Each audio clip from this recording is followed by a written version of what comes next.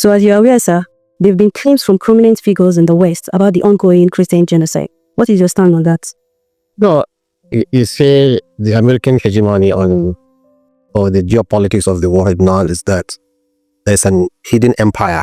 I know the British Empire has collapsed, but America is an empire which has learned from all the previous empires. Rather than coming directly to Tico, we do it by proxy.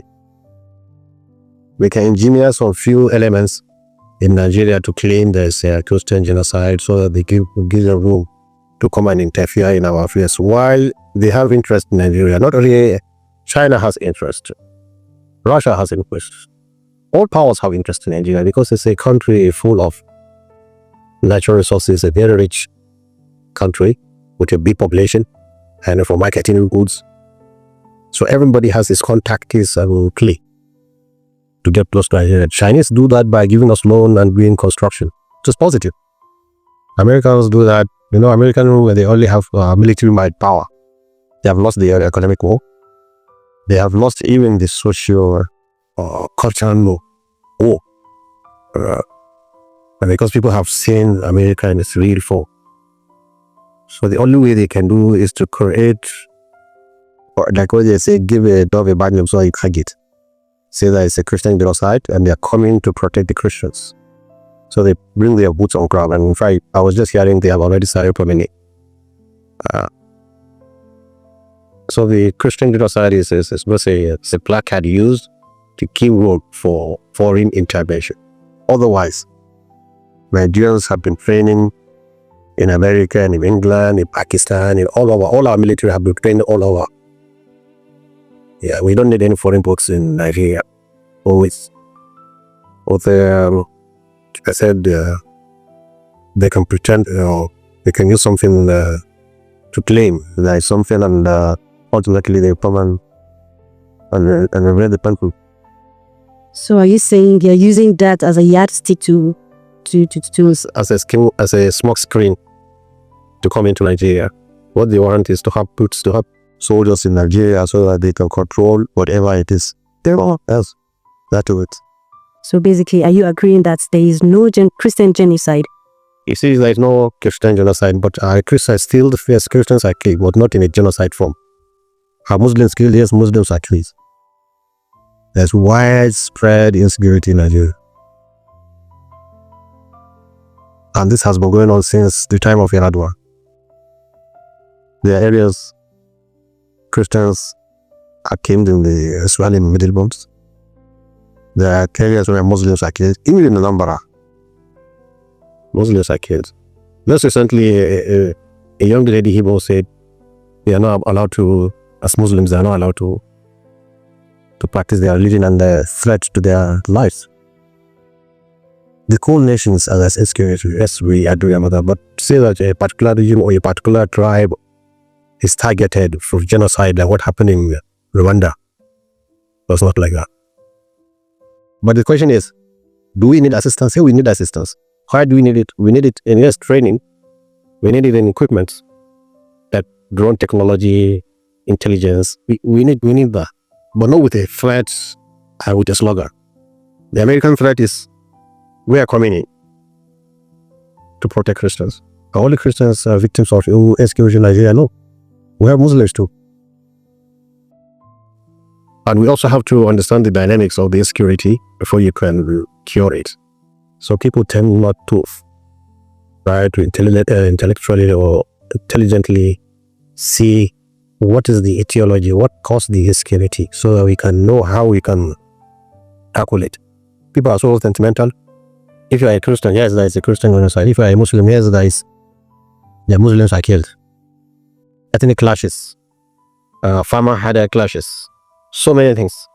Economic hardship in the country also is contributing a lot to the insecurity.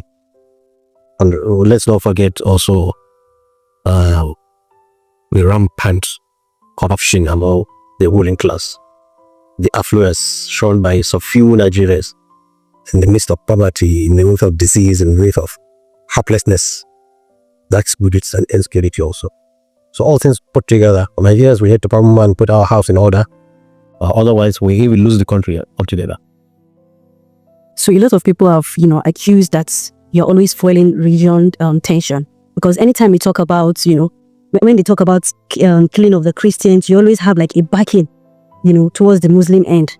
What's your take on that? No, I don't back the Muslim end. What I don't allow is, I know there are areas where Christians are attacked and there are areas that Christians attack too. The Christians are a very strong element in Nigerian constituency. They hold the economy. They're everywhere. Now, if you look at federal, when you talk about federal character, more than 80% of the federal workforce is Christians. So this kind of people will tell you they are babies that need somebody from there to come and protect them. But Christians can protect themselves. What we don't agree is people like Trump to propose into Nigerian affairs to come and divide Nigeria, polarize Nigeria on religious basis. Christian, Muslim. This is what we don't accept. Maybe a country like South Africa, which is neutral. South Africa is essentially a Christian population. If they say they're coming to help Nigeria, I welcome them. Turkey, I welcome them. Pakistan, I welcome them. But America, I will not welcome them because the hands are already stained with innocent blood. Look at even in America itself, the amount of brutality in America is too much, killing even innocent Americans just because they are protesting. Peaceful protesters are killed, are arrested in America.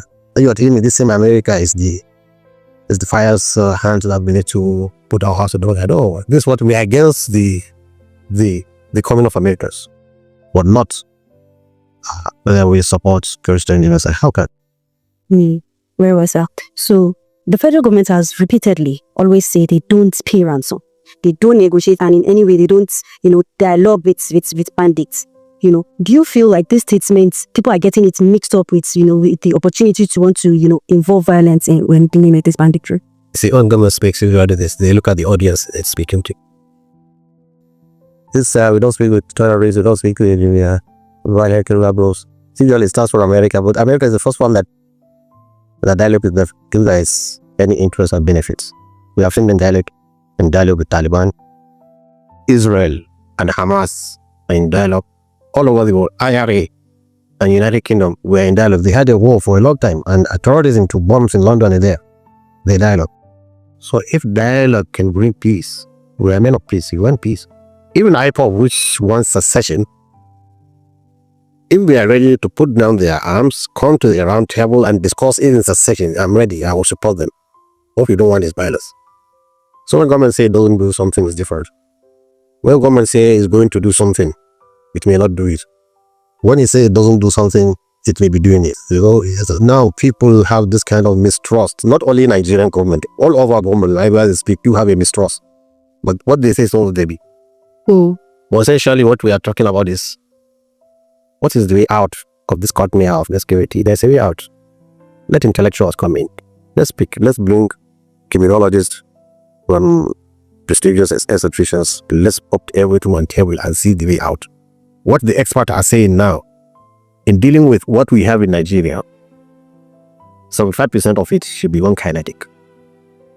It was a nation where, look at the road network, terribly bad. Look at electricity. I've just seen how much solar system, solar panels we have over the studios. The electricity is erratic and very expensive. Don't talk about healthcare. Anybody who has anything, if he's sick, our rich men, even with malaria, they go abroad. Don't talk about education. So with this kind of situation, don't talk about garbage everywhere. So what is working here? So in this kind of situation when nothing is working, is it pumping trillions and trillions of naira on defense? Is it the priority? Or spending that money in educating the society, bringing amenities close to the society? It will have a big impact in trying to curb the insecurity. That's the money you've used elsewhere. This is what we are saying. This is what we are telling them. Use the money elsewhere. But if you keep giving the military, one governor was saying, or one opposition leader, before he became a governor was saying, he found that the choicest houses in Abuja are owned by military officers. Why do they get not the money for? That's the money for security. So we want to break the cycle of that, this vicious over dependence on kinetic approach, which doesn't work. If you give them money, they go and buy houses. They go abroad. Why don't you use that money to alleviate the suffering of the people? Build good roads for them, build good schools for them, engage them, feed them, improve agriculture. That's the money. Centurions, you can Google it and see how much Nigeria is spending on stress. So basically what you're saying is, even if the government, decides to, start, attacking this banditry through violence, being that the system does not work, they won't really achieve, a good result. One, we have to see the cause of the banditry itself. Violence bred banditry, and violence cannot cure it. How do you know that violence bred it? Because for us, as a medical doctor, there's something about psyche, is that whoever comes to you with a problem, anybody who comes with you try to diagnose it. First, you want to see whether it's an organic disease or psychological. What I mean by organic, is he having malaria? Is he having typhoid? Does he have a fracture? When the hospital was no heavy take him to. If he has a psychological problem, you can do some psychotherapy for him, or it would be psychiatry if you take him to psychiatric hospital. But whatever problem comes to you, try to analyze it and dissect it and see what is the cause. Based on that, you apply your medication. So now we are faced with banditry, sorry, for 2009 today. 2009 to date.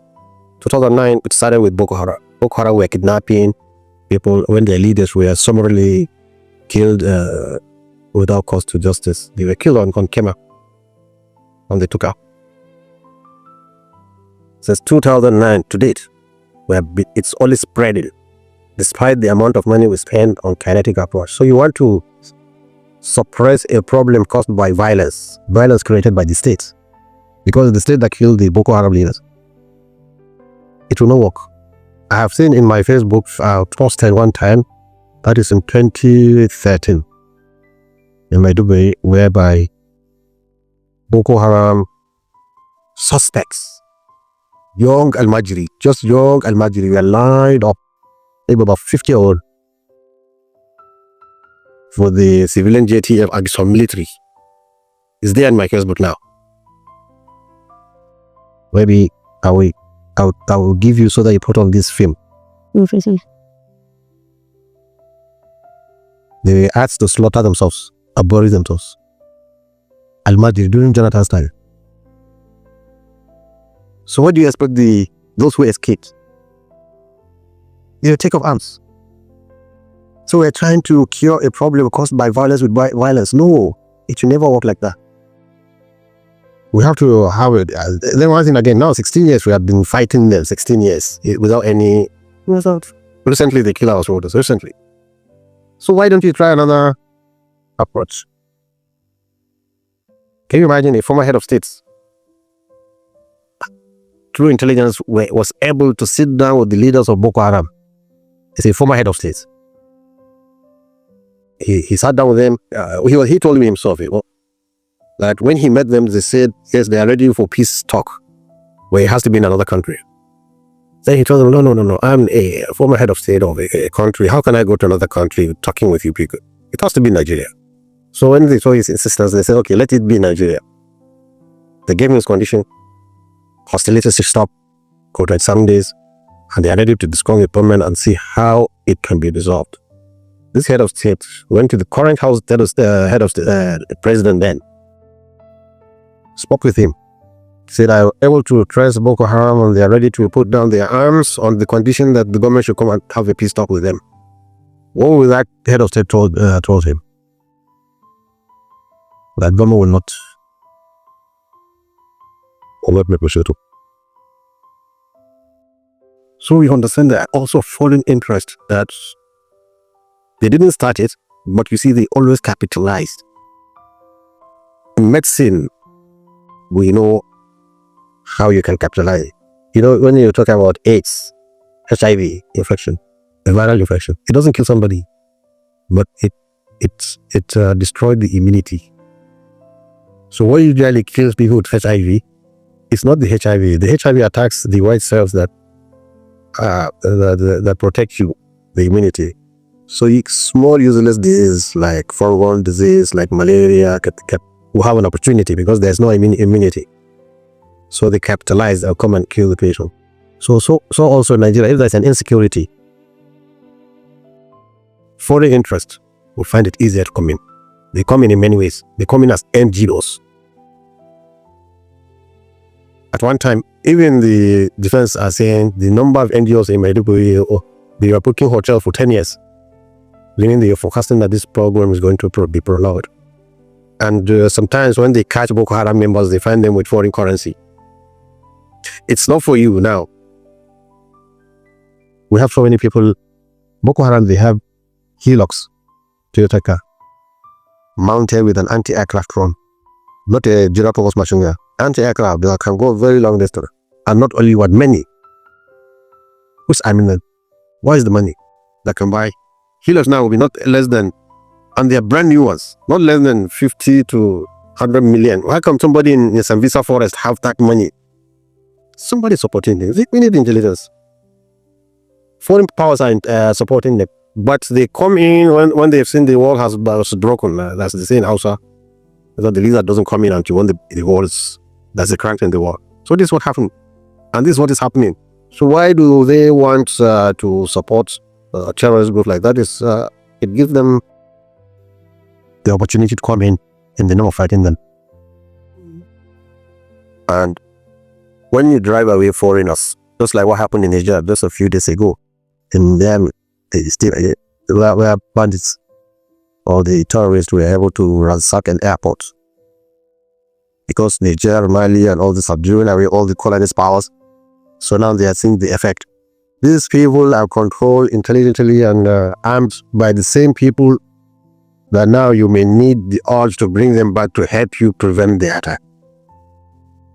I hope this complex issue is well understood. Well, sir.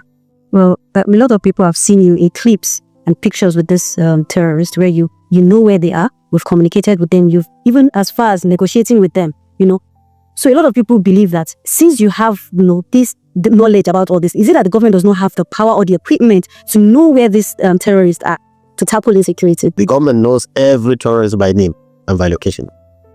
I don't go yellow. I don't go to the terrorists alone. I call the police, I call the security, everybody. I will go to the MES or that place.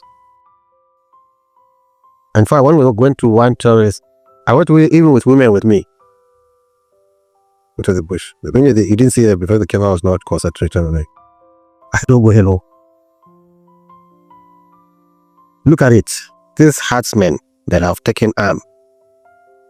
The victims and the government and they. And a vicious cycle of minors. The victims see them as what you said, terrorists, evil people. The government see them, terrorists, evil people. But have you asked, how do they see the government and how do they see the people who are as victims? What do they see from them? What gives a man the heart, the courage to come in and kill people and kidnap people? What is the motive behind him? Because ordinarily, I said before 2009, these same people were just driving their cattle, passing towns and villages, doing nothing, not killing and kidnapping people. So what happened in 2009 upwards? They became the monster we see. If you can answer that question, then you have a solution to our problem. How do they see us? If you can answer it, you have the problem. And then you come and see that, what Sheikh Gumi did. May Allah bless him. Because I crossed to see what is the motive, what is behind them. Why are they doing it? My first shock is when we wanted to see them. Wanted to see them through their outposts. They say they are ready. Some of them on motorbike, they came 3 days coming to where we first gathered in Kidandan forest. 3 days on bicycle coming from Zamfara, Zulmi from, so that they meet us. They're ready to see somebody, a clergy, coming to meet them. Number one. That was during Buhari's time. Later, I will tell you. When we understand what is the motive behind them and we see that the government needs to know. Seeing Buhari, then, you need to see Turji and Dokokite in the thickness of the forest is easier than for you to see a president.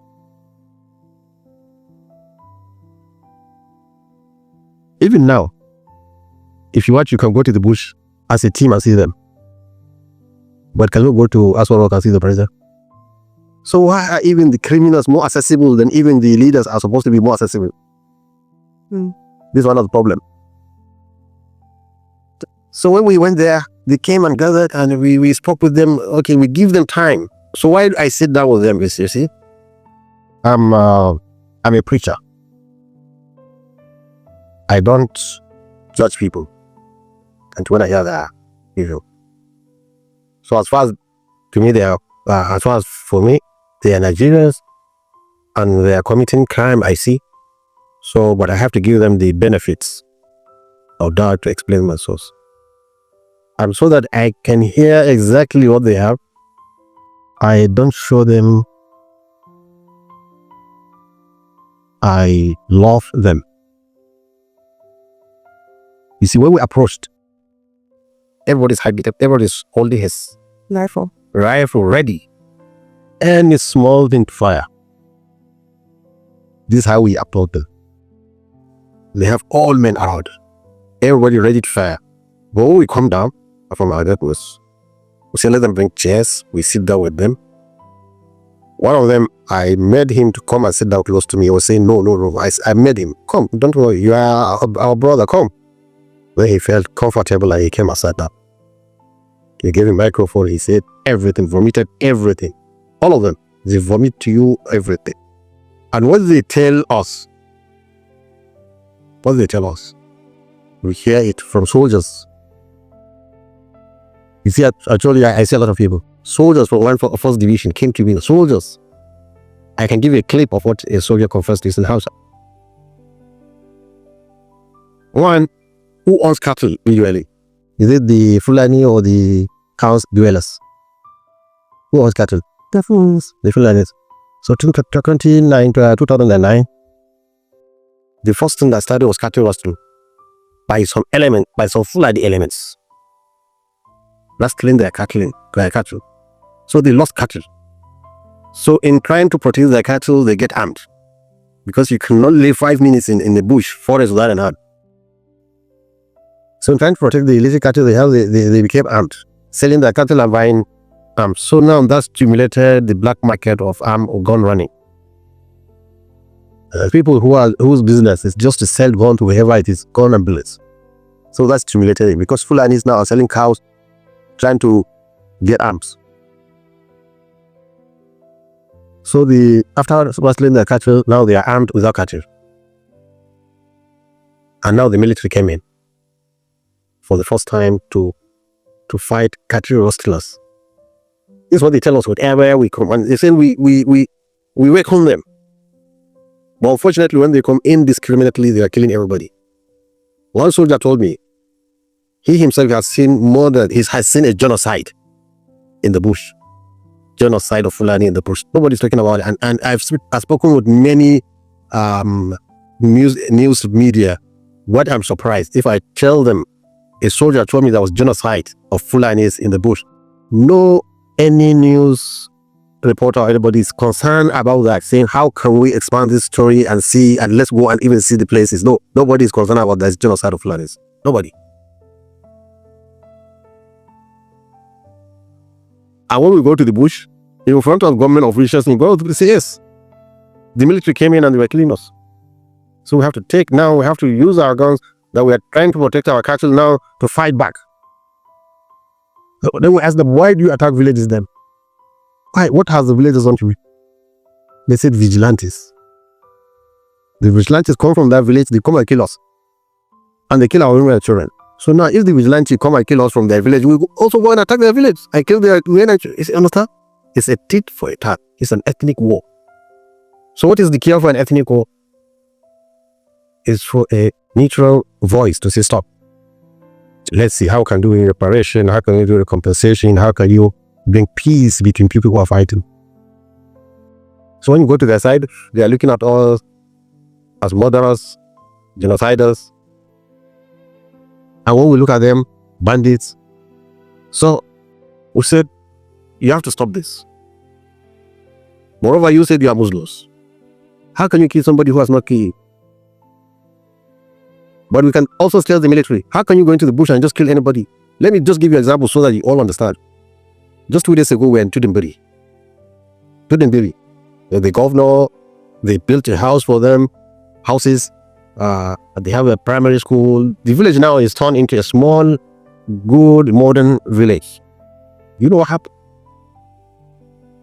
They are doing the Maulid celebration. Women, children, mostly. A drone came and dropped a bomb on them. So the men came out to come and save those who were injured. 30 minutes later, the same drone come back and drop another second, now killing the men too. More than 120 people died. And suddenly, it's not a Fulani Roga village. It was discovered they were Hausas and other tribes, Muslims and Christians. So it became a scandal. Just imagine if it's just in the bush and they are Fulanis and Rogas. Will it be a scandal? And we have seen, as we go into deep bush in Niger State, we have seen in places like that where annihilated Fulanis. So that's why they took arms, and that's why they have that determination to fight. Whoever will fight them, they will fight him, whether it's the military, whether with any tribe. If they're in Ambora, they will fight the Igbos. If they're in Oyo, they will fight the Yorubas. If they're in here, they will fight the Hausas. I'm from the State. Gumi, they have attacked our village. They are ready because they said, okay, it is death. Let's die together. So what's the cure? Go in and say, no. We'll not kill you. We'll pacify them. So when you see me there in the bush, I'm trying to what? Pacify them. To give reasons to their head. To tell them, look, nobody's striking you. This is a mistake we had. And we're trying to reach the government so that the hostilities against them will stop. I told them we're trying to reach the government. So when I came out, I found that government, not this government, I found that it's easier for you to reach the bandits than to reach the government. Because the government has ordered, Nigeria was forced to pay $500 million at a time when Buhari needs money for education, for health, for everything. Trump, first term, he forced Nigerians to buy $500 million Tucano aircrafts. These aircrafts, militarily, they are useless. We cannot fight Niger with them. They are meant to fight ragtag Fulanis. So because he bought them, he wants to declare them as terrorists to allow them to kill their women. Because you are terrorists, the women and children are allowed to be bombarded. Look, we all forget there is a supreme power, and that is God. That is all our calculation. We forget that is God. You can't be killing innocent people thinking that you are pious. Even as much as I don't want Tudunbiri people to be killed innocently, I don't want also women and children in Ruga to be killed innocently. The same person that killed these people can kill that one, and I don't think he's going to free. And we that support our military and the government to be doing that, God will not leave us. So that's why we have problems. It's there in the Quran. It's there in the Quran. When we assist an unjust leader or unjust people to their injustice, it will bounce back for you. That's why Nigeria, we are suffering. Because everywhere people are killing each other, government is also killing. Like Tudunbiri, what's their problem? They said it's a mistake. You can't bomb people, they'll come back and bomb them 30 minutes later and tell me it's a mistake. It's not a mistake. The only mistake is you miss the target. The target is meant for Fulani herdsmen, but it got somebody who are different. That is the mistake. But the act is not a mistake. So I think hostility should stop and just come to the table. And when I say we come to the table, I'm not saying government come and do something which is innovation. No, government knows the way. They have done that with, what do you call them? Niger Delta militants. They have been killing our armed forces. They have been kidnapping even foreigners. But the government came and had a peace treaty with them. And now the area is dead. And these militants now are chiefs there. I'm not saying also it should be with the herdsmen, also with Boko Haram, or should be there. And also with the IPOB. The governor of Anambra, you know, he went to prison to see Nnamdi Kanu. I think it's there. He was trying to pacify him, to see if he can denounce violence, if he can adhere. But now he's even able to open the Monday market, which they are attacking people not to open their shops. So now Soludo, when he went and embraced Nnamdi Kanu, who is convicted terrorist, because he has ordered for the killing of our men. Ordered. And he's not defending himself against like the bandits. The bandits that he's telling them, they are defending themselves. If Soludo can go in there trying to pacify Nnamdi Kanu, who's a convicted terrorist, so what is the problem? Sheikh Gumi is there with Turji trying to pacify him. Who came looking for peace? Who said, I'm defending myself? Who said, I'm not against the government? Why are the two different? Why are they not talking about Soludo who went to see Ugado? So I think some people don't want us to have peace in the north. Earlier on, you mentioned that, Earlier on, you mentioned the Niger Delta militant, right? For them, we know the cause for fights. They are fighting for resource control and environmental injustice. Yes, dictatorship. So, for bandits now, many Nigerians feel they are kidnapping, they are involved in mass killing.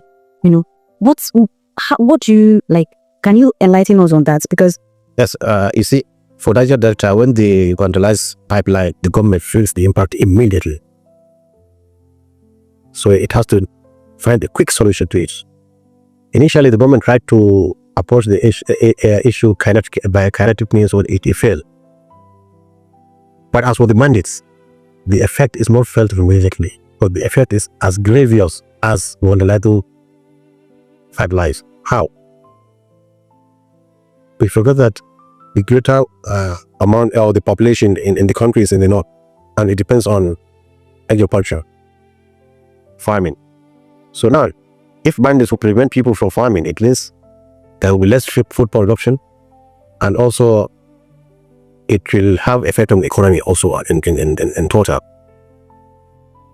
But it doesn't urgency in government because it's the compound that is the government that suffers. Otherwise, it's a big issue too. Let's try to solve it so that people will go back to the farm. Now what we are talking now, right now, villagers and locals have themselves found a way to come and have a peace accord and agreement between them and the bandits. It happened in Zamfara, it happened in Katsina, it's happening now in Katsina.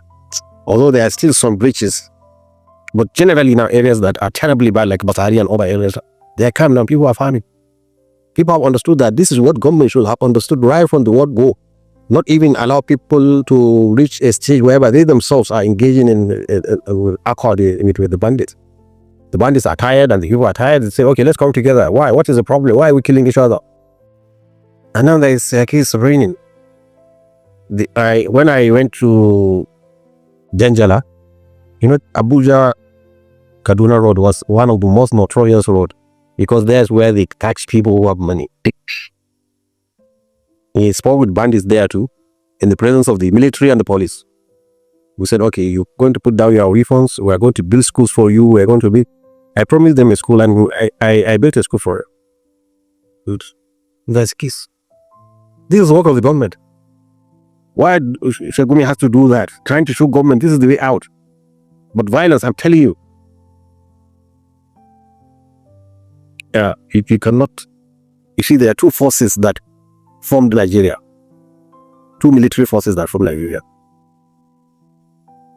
Uniting people is the most difficult thing. To unite people is the most difficult. The Sokoto Jihad of Cambodia was able to unite northern states from Sokoto to Adamawa, from Kano to Kwara. that force that united these modern states, the force, I'm talking about the force that united it, it's not an easy force. What is the second force? The European forces, the British. They came as a company through Lagos. They united the southern protectorate, united the south, and came to the north and found the north united already. So they left the emirs. Because if they said, okay, we are going to also destroy the emirship, and they will have a big battle to fight. So the British are wise. In the north, they have indirect rule. Okay, sultans remain your sultan. Emir of Kona remain, emir of Adama remain. Just control your subjects, and I will dictate to you. Because they know, if they want to destroy the force that formed that states, is going to be what they came for, our minerals. They don't even have time for it, because always be war and all. You see? So if the British themselves know that there is a force that united northern states and left it like that, which force now would think that this problem to solution to this force is through kineticness? What I'm trying to tell you, there is no force or powerful that can kill Herdsmen revolution. It's a revolution I think they are doing, because they feel threatened. I lost my cattle, I lost my children, I lost my wife. So everybody should lose. How do you know that? Where they are not attacked, they don't attack up to now. Go to Jigawa states. They don't attack anyone in Jigawa because the government is taking care of them. They have even ambulances for animals. Anywhere they are not attacked, they are still attacked with the people. Wherever they attack in Nasarawa, wherever they attack in Benue Plateau, is Zamfara. Zamfara, their lands were confiscated. In Bindungwari, the military, when they are told, they massacred so many. Wherever they attacked, they rouse and attack back. So what is the way out? Don't attack them. Bring them to table. Let them have a holistic approach to peace. Because when we met one of bandits, he was saying, okay, you came for peace now. Is it going to affect all Nigeria or just this area? He asked me that question. And when we are going to meet him, I heard one of the governor, one of the state was saying, no negotiation, no peace with the bandits. But the bandit I met in another state, the governor himself called me, said, okay, come and intervene. Let's have peace. So when he asked me, I understood from his question that, okay, these people are ready. If it's going to be a complete peace in Nigeria, they are ready to sit down. Well, if it's not, if it's just for a state, they are ready to provide peace in that state, but they will go to that place where there is war or continue the banditry. Because the Fulani herdsmen, they don't respect even national boundaries. The one in Niger feels if the one in Nigeria is attacked, they have something they call, when they distribute kola nut. They help each other.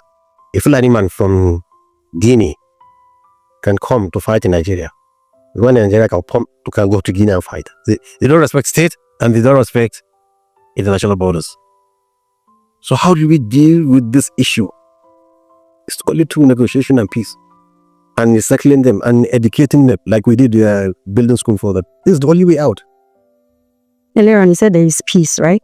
And still you said, when you met with one of the bandits, he asked you, is this peace for the whole Nigeria or for that particular area?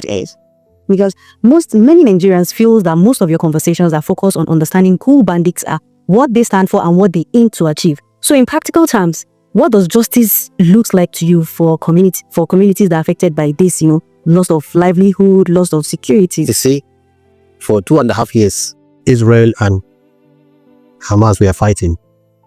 On Hamas side, more than 60,000 people, innocent, died.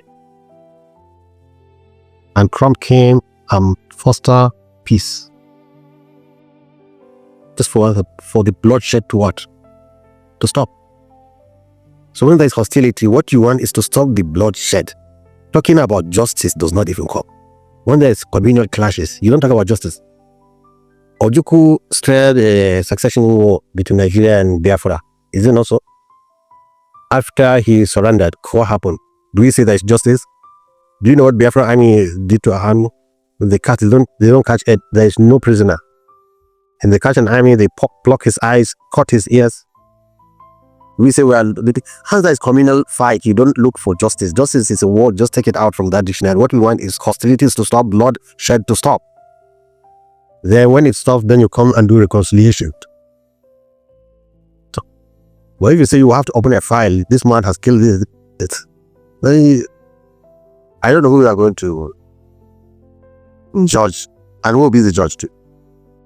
That's why now in Gaza, war was stopped, but nobody's talking about justice. How about those people who have died? How many children would have killed? How many? Nobody's talking about it. And yes, we're all happy that the war has stopped. And this is exactly what we're in Nigeria. Let the hostilities stop. Let the bloodshed stop. Let the kidnapping stop. The victims, if government has enough resources, it can rebuild for them like they did in Tidinbiri. And a Qatari lady built some houses for displaced people. Is given in Millennium City, something like that. It can be done today. And let's not forget, there is this Federal Emergency Agency framework. That's their work. What I'm trying to do, me as an individual, as a citizen, is to stop the hostility. Just to stop it. So after that, then the government take over. We mentioned that we should scrap out the word justice, right? And in recent times, a lot of people believe that you've been, advocating for amnesty. Don't you think you're being unfair to victims that have been affected by this banditry? I'm talking from a perspective. Yes, I know. I've had it so many times. I have had it. You see, when we met the bandits, they said, okay, why won't you stop and drop your guns? They said, look, how many times we have done peace agreement, we dropped our guns and we are arrested and killed. In fact, they gave us a list. So was killed, so was killed, arrested. So I understood that, look, with an amnesty, nobody can arrest them. So if you want them truly to drop their guns, come to your market and mingle with people, you have to give them an amnesty. Without an amnesty, all these larger Delta militants will not be building universities and doing all what they are doing. It's the amnesty that gives them it. So when you give amnesty, they will drop it. And they want to mingle with people, they want to come to the market, they want to do it. But without an amnesty, they will not agree. Look, they are not stupid. They know what they're doing. People that can invade villages, that can move people. And you see, that knowledge they have of rearing cattle. That's why they come to a village. They can take 100, 200 people. I'm telling you, we here. Just for instance, if we are told to just commandeer people from this area to another area, we cannot, can we? We cannot. But they have that ability. So if you give them amnesty, you know what you do with them? You educate them. You educate their children so that they don't become like them. You know them. You map them. And you see, the worst thing for an insecurity is to fight a phantom, something you don't know. Now the herdsmen are a mirage to us. But once we give them an amnesty, we go in there, we do for them, we register them, take their fingerprints and know them, know everybody. So that's easier way, because this data we'll have is very important for peace security. Also incorporate them into forest guard and other things. So it will stop completely. But who will listen? In your words, sir, you said their fighting course is that if they were not being attacked, they won't attack, right? So what proof do we have as Nigerian that, okay, if they are being rehabilitated and taken care of, the fact that they've been involved in this kind of activities before, like, won't they go back to violence? Looking at the past Boko Haram fighters. You understand what I'm saying? I heard what you said, but I don't understand what you were saying. Okay, fine. Earlier on, you said the cause for fights for these bandits are if they are not being attacked, right? They won't attack.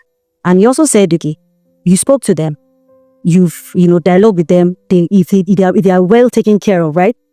They won't attack, and there will be peace in the community. So for this kind of people that have been involved in killings and all of that, if after they've been rehabilitated, taken care of, and in some instance, looking at the former Boko Haram fighters now, there are instances whereby after a while, they go back to yes. So what assurance do we have that these people won't go back to this? If you're talking of assurance, I can't give you any assurance. but it's a possibility that somebody who tests the sweetness of peace will not go back to violence. They themselves told us, we are tired. They said, we are tired, we don't want this, we want peace. One of them, the most notorious one, the Outrage, is there on YouTube. He's saying, the killings is enough. We kill you and you kill us. The killings are enough. Let's stop the killing. So I can imagine a terrorist coming to tell me the killings is enough, and there's somebody official there, I think it's a minister of defense, telling me, no, the killings must stop, must continue. And when you go in there, it's not only the terrorists you kill also the innocent people. What we want is the bloodshed to stop. This is our message. Stop the bloodshed. How about the victims? I said, if you remove God from the equation, you will never solve this problem. I believe in God, and I believe there's a day of judgment. So even if we say we give them amnesty, I know God will judge them. Don't we have faith in God? Just to have peace, give them amnesty. Let's have peace. Let's educate them. They are ignorant and illiterate. They don't know how to call out, but they only know how to defend themselves. You don't push. Even a hen. This hen you see with his chicks. If you push it to the wall, what will it do? It will attack back. Even though you are bigger and everything, it will attack you. So push them to the wall that they are defending themselves. We have to understand that. People say you are justifying. I'm not justifying. I'm not justifying what they do, and I'm not justifying what is done to them.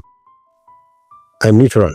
Stop the war. Stop the hostility. Let's go in and civilize them. When I go, all of them, when I go, do you know what I do? I take the basic, most simple Islamic book called Akhdari. How to perform ablution, how to pray, how to do it, I give them. I said, look, and there are phone numbers if you have any question on how to do it this. Because once they start praying, they and also become religious. They start regret. And truly, since when we entered in 2021, go and read the history from 2010 to 2021, the kind of massacre and killing that was happening in Zamfara State. It has reduced gradually. And when they even appear, they start to say, okay, we want peace. They talk religiously. So it has mellowed down their anger. And religion does that.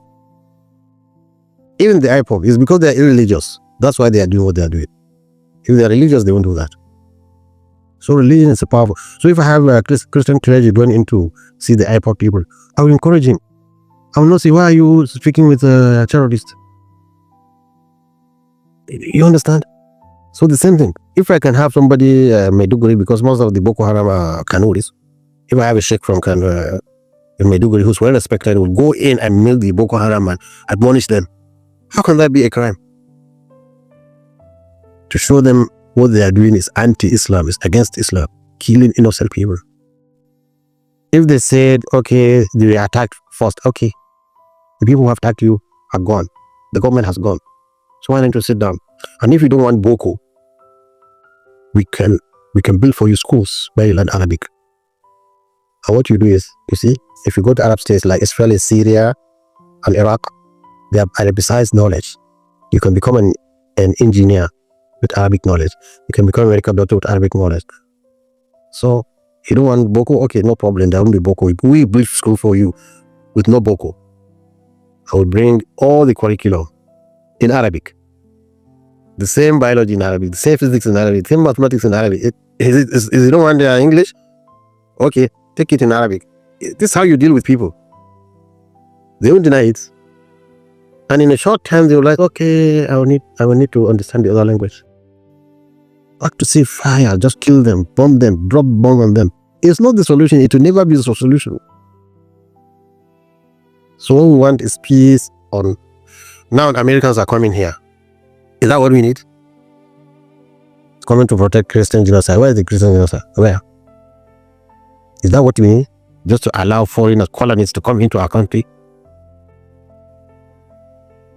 So if the government has encourage people like us since this thing will have ended. During the last regime, they were not cooperative at all. They thought kinetic approach. I was just reading the secretary of the government was saying Buhari, if there's anything he wished that he was not able to tackle the insecurity. I said nonsense.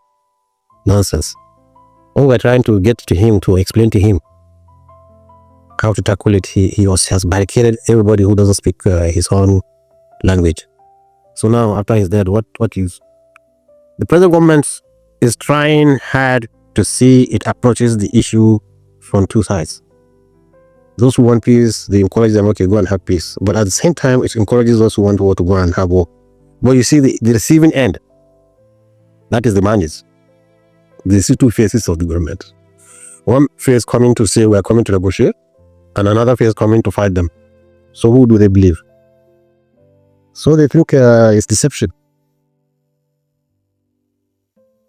Sir, during the last year, 2025, there was a Saudi Arabia incident where you went to Hajj to perform Hajj, but you were brought back to Nigeria before even performing Hajj.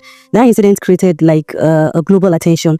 Do you believe that your views were misunderstood, or what really happened? No, there's nothing to believe it's understood. Let me tell you, in Saudi Arabia now, there are more than 300 scholars of my own class, or even higher now, Saudis, that are imprisoned. For what? For just speaking out. One of the scholars just wrote a Twitter, and is incarcerated. So what tells you is Saudi Arabia doesn't want scholars who what? Who speak, especially on geopolitics of the world. So my own, I'm even, because they cannot touch me like that, being a foreigner. So they can all tell me, look, I don't come into Iraq. It's not only me, people don't know. There are many scholars that we are prevented from going into Saudi Arabia. Many. Once you speak against imperialism, especially American imperialism, when America has bases in all the Gulf states, then you will have a free entrance into those states. So it's just difference in opinion. And also, if you show anything that shows that because they are monarchy there, and scholars themselves, they are divided into two. One is Salafi, one is Ikhwani. A Salafi is the one that said, okay, if you're under monarchy, just obey what they say. Just have a blind eye to what they do. It doesn't matter. The Ikhwani said, no, let's involve ourselves in politics. Let's get power. You see, Morsi was a president of Egypt, 2 elections, the only non-credible election in Egyptian history since the time of the pharaohs. Morsi became the president, and they connived. The Gulf states connived against him, and there's a military coup, and they took over power. So once you have any idea that shows you support Morsi, or support Erdogan, or support Hamas, or anything like that, the Saudis will term you as a big enemy. So this is an internal conflict between Islam. Islam is at a crossroad. It's divided. We have the Shiites, we have the Sunni. The Shiites were able to combine the political class and the clergy to mold it into one.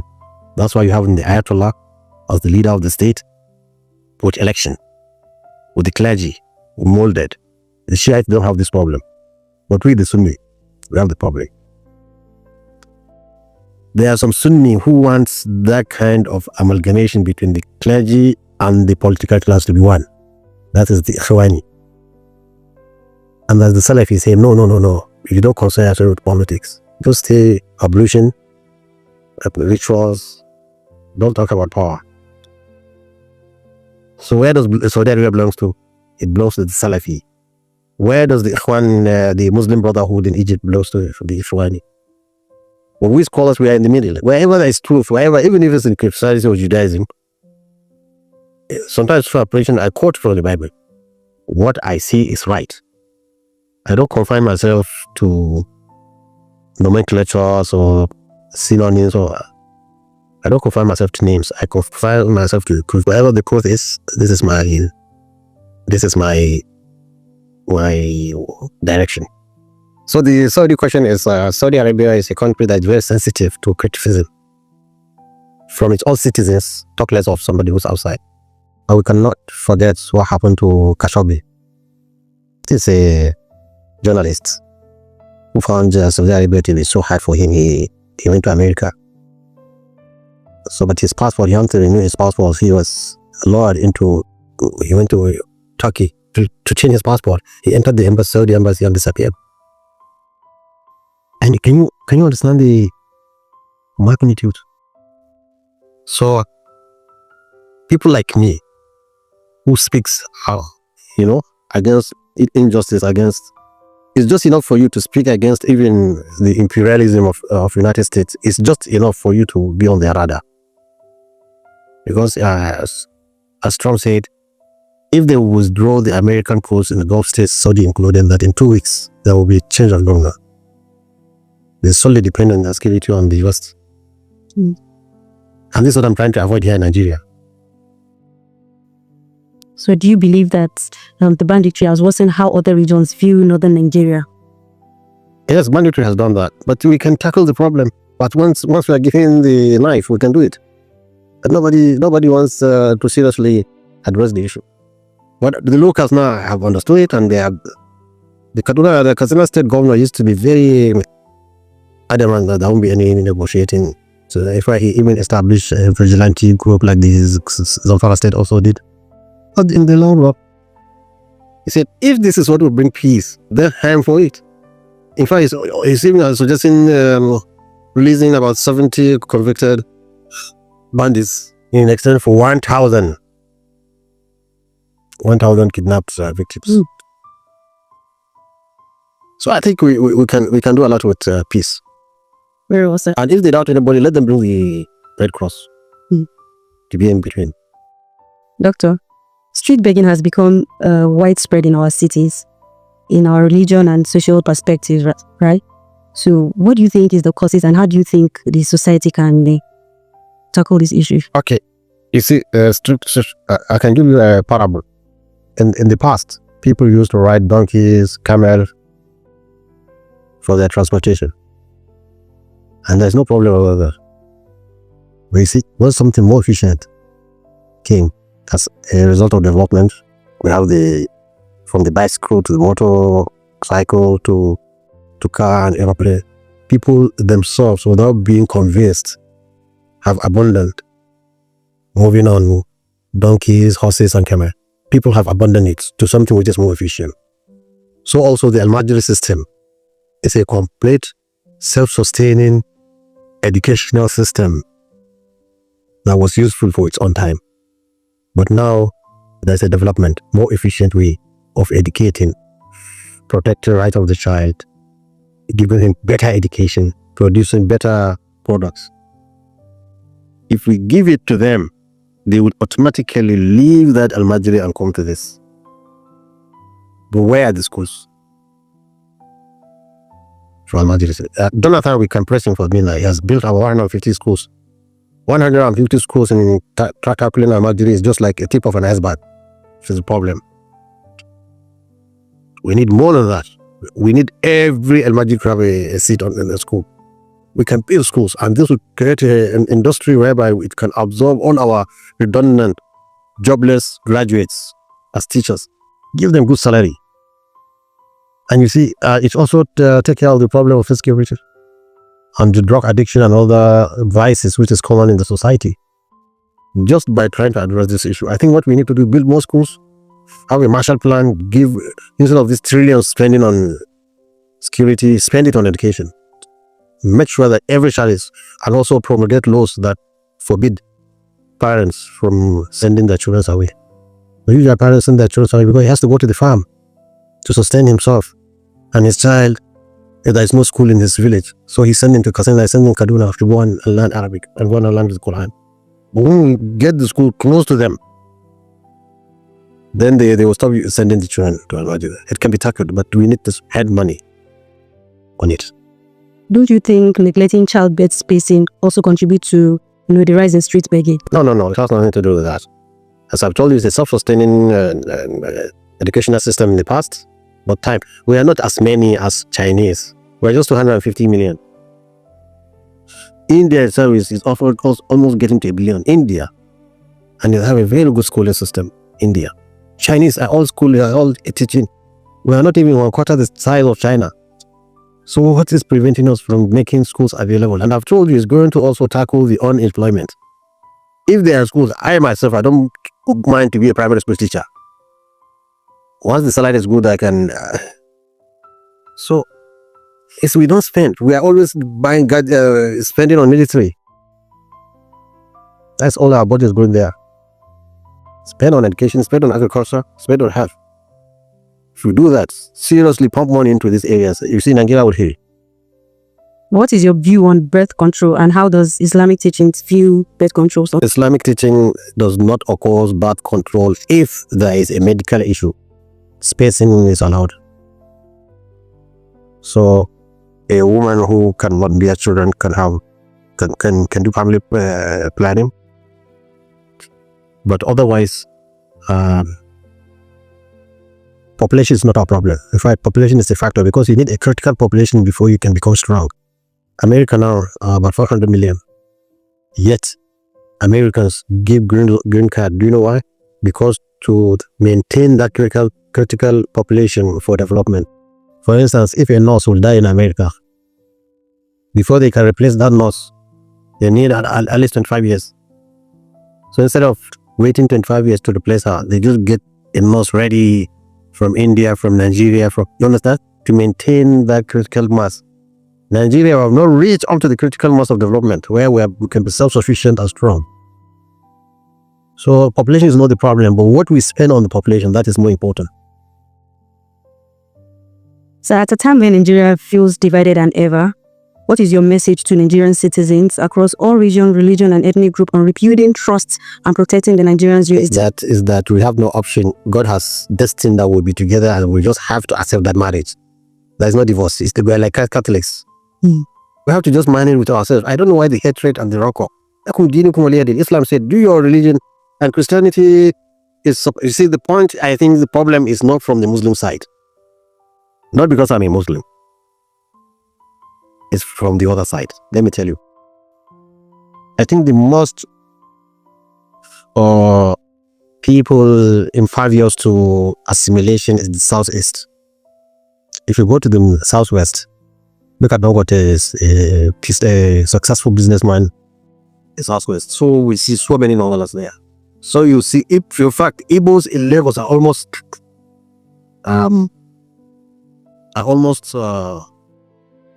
more than even Yorubas. The Yorubas are accepting Igbos, they are accepting Northerners. If you come to the North is accepting Yorubas. Go to Ahmadu Bello Way, the nerve center of Kaduna.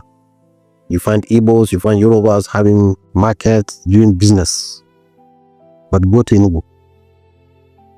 Go to Enugu markets. That's why you know. You neither see Yoruba no Hausa Fulani. It's only them. So I say they don't accept others. So I think our psychological work should be on them, trying to flag them, trying to make them understand, to remove. And if you say you want to divide Nigeria, just imagine all the Igbos in the north, all the Igbos in the southwest, returning back to Igbo land. They lose all their possessions and everything, the influence. Yeah. If it's a stupid idea, I think they should also let them understand that, look, Nigeria even is, to us, Nigeria is even smaller. We want a West African, like ECOWAS, should have one currency, even though different politics, just like the European Union. We need to expand more to be strong. In fact, not even ECOWAS, the whole Africa. We need to, if Africa will unite, it will be a strong superpower. With South Africa making even, they have an atomic bomb. The more you expand, the better. So how can we have this colloquial, parochial people just thinking that my tribe, who is your tribe? What has your tribe done? Tribalism has no place in modern 21st century. And one thing like now, if I take the DNA of all of you here, and myself, DNA, they will tell you, so percentage from this, so percentage. There's one Frenchman did a DNA test. Before the test, they asked him, which of the people do you hate most? He said, I hate Germans. I hate Germans because Germany conquered France during the Second World War. Hitler was there. It's the Germans. That was the question they asked people before they give the result. So when the result came out, they said 40% of you is German. He said 40% of his genetics is German blood. If you test us here now, you'll be so surprised where our blood comes from. So modern time, it has no room for tribalism. It should just disappear. Nigeria, this is a nation God has given us. We should take care of this nation, bring tranquility, peace, understanding. As for religion, nobody forces any religion on anybody. Islam doesn't force anybody to become a Muslim. Christians don't force anybody to become a Christian. Jews, like that. Let's say, everybody to his own religion. I don't see why these people are agitating, but I will tell you, there's Western influence on the issue. The West wants the Delta region where there's oil, just like they had Kuwait and the dividing Kuwait from Iraq. Now you have American bases in Kuwait protecting Kuwait. So now if you have Biafra, you have an American base there protecting Biafra and also taking so it's the West that is trying to divide us. And unfortunately, we have other people who take to their dictates.